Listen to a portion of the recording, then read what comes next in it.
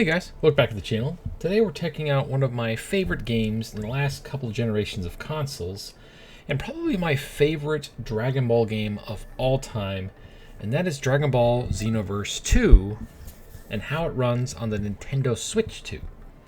Now, over on the PlayStation 5 and PlayStation 4, it got a PlayStation 5 upgrade for free, so I'm hoping that it'll get an official upgrade for the Nintendo Switch 2, because I don't think Xenoverse 3 is ever going to happen.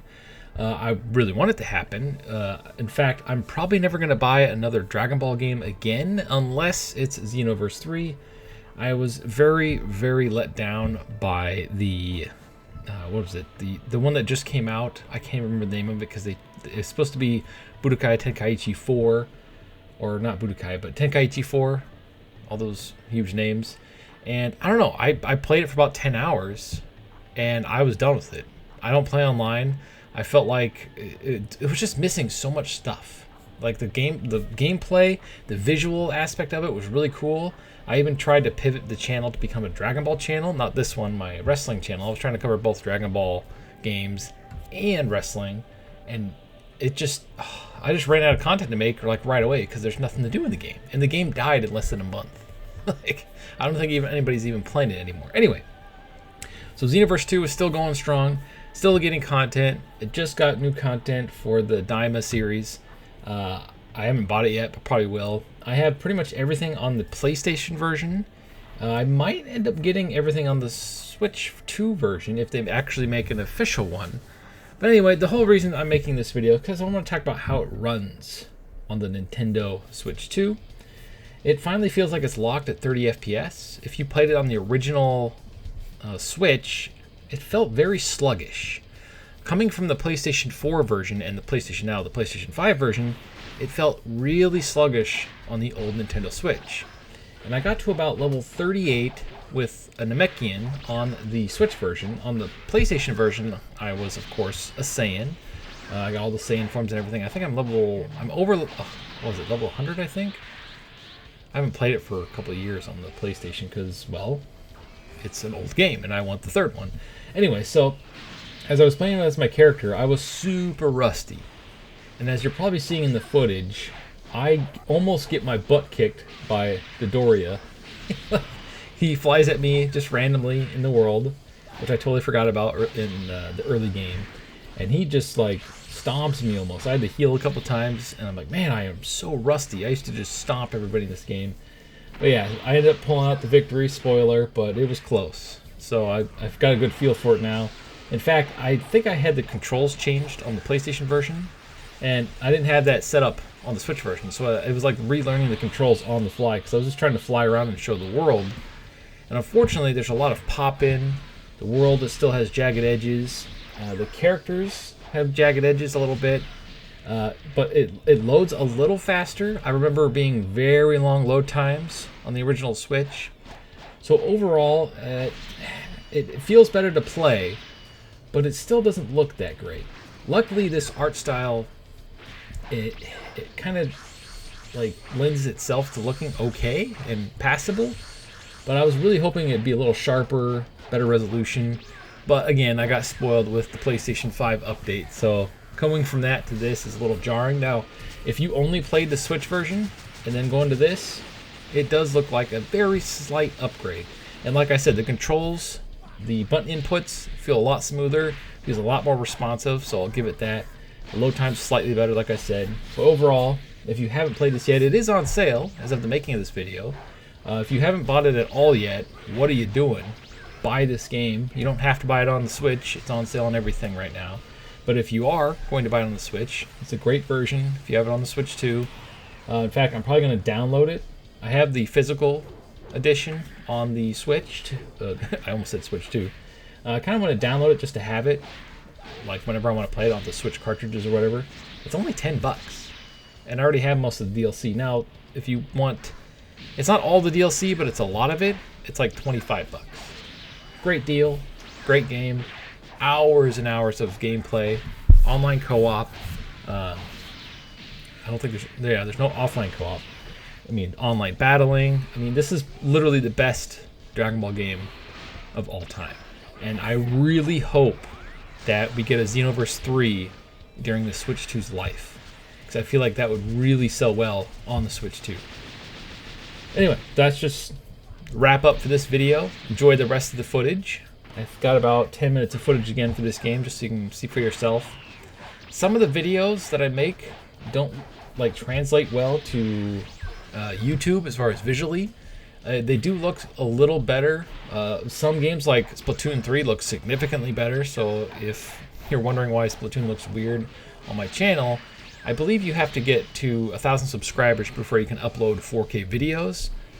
So there is that, but Splatoon looks good. This game looks okay, but like I said, there's a lot of pop-in and stuff like that.